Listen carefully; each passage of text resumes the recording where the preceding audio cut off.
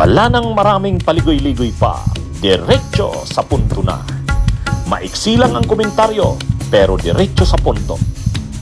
Maraming kuro-kuro, may tiwali, may totoo. Dito, sa Puntong Diretso tayo. Punto Diretso.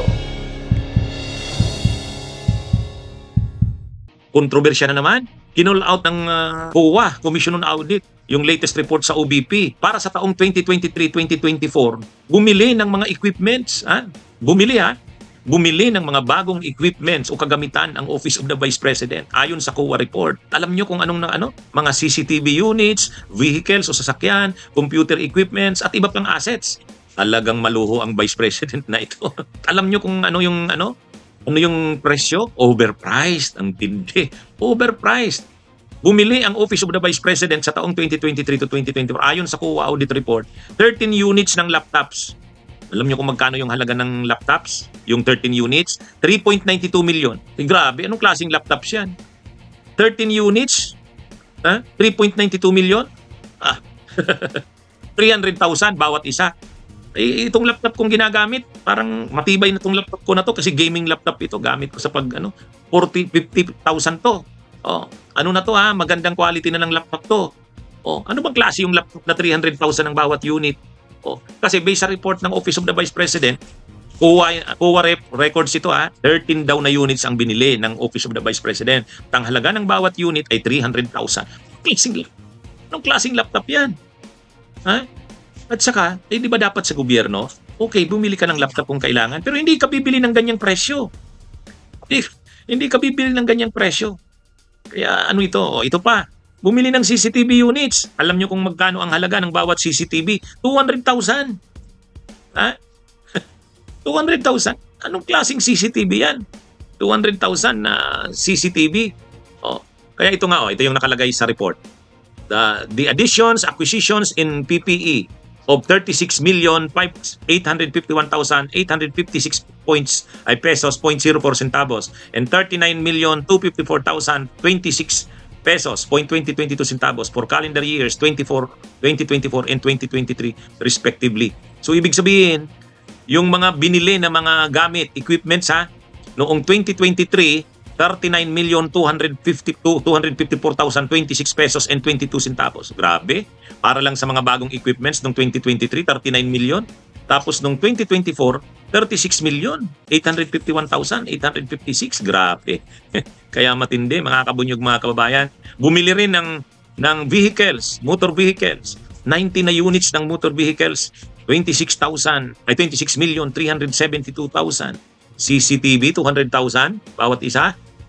Kaya mga kabunyog, mga kababayan, ngayon, ang dito, nung kinumpare ito nga item, CCTV, bawat unit. Sa OBP, ang unit cost kay Sara Duterte, 212,035 pesos per unit.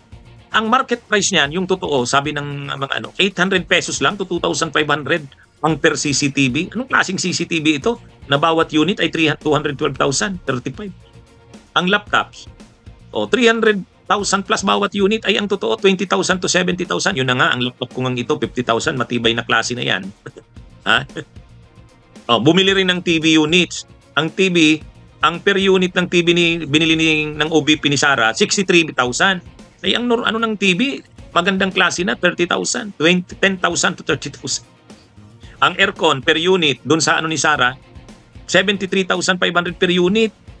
Ang market price ng aircon, 20,000 to 40,000. Yan, may comparison. Anong malinaw? Overpriced. Kaya ito pinagkikwentuhan ito ngayon, pinag-uusapan ito. Ang tindi ng Vice President na ito. Lalo na pag naging presidente ito.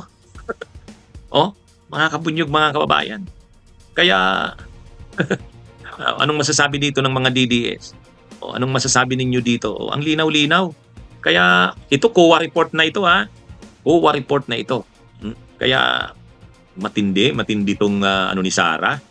Tapos siya ngayon ang magliliktura na labanan ang kasakiman ng ilang opisyal ng bayan.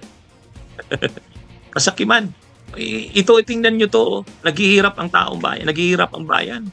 Tapos bibili ka ng mga bagong equipments, overpriced. Ang tindi nito. Ito ba yung Kaya nga yung panawagang pareho na lang kung magre-resign si PBBM, si Sara dapat mag-resign din.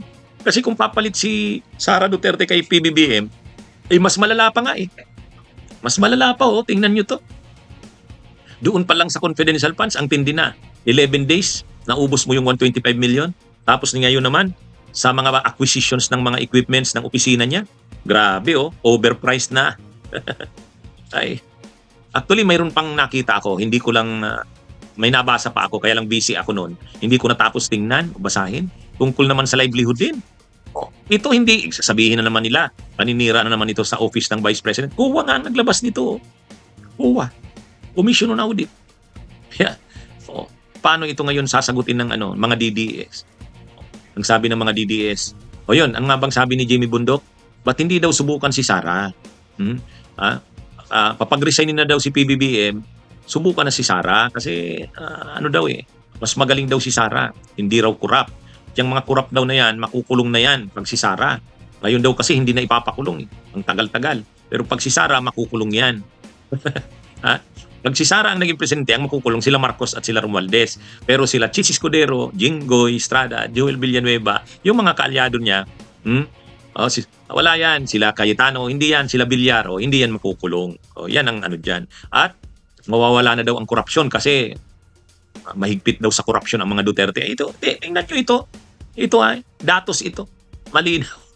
Ang linaw-linaw, maliwanag pa sa sikat ng araw. Imagine niyo, saan ka nakakita ng laptop na 300,000?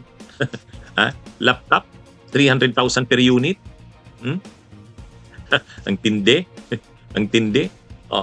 Tapos CCTV, 212,000 per unit. Ay, grabe. Television, 63,000 per unit. Aircon, 73,000 per unit. Anong klase na ito? Kaya mga kabunyog, mga kababayan, matindi tong kontrobersya na ito. Inuulit ko, hindi sa atin galing tong ano to galing sa sa COA. Pinablis ito sa mga dyaryo. Ito Philippine Star yung source natin ito. Kaya nga grabe yung ngayon. Grabe yung kontrobersyang ito ng Office of the Vice President. Kaya mga kabunyog, Bunyog, bunyog, halikan na kasama ka.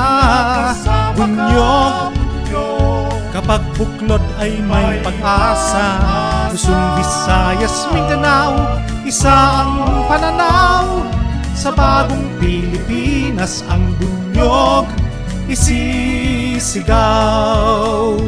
Bunyog.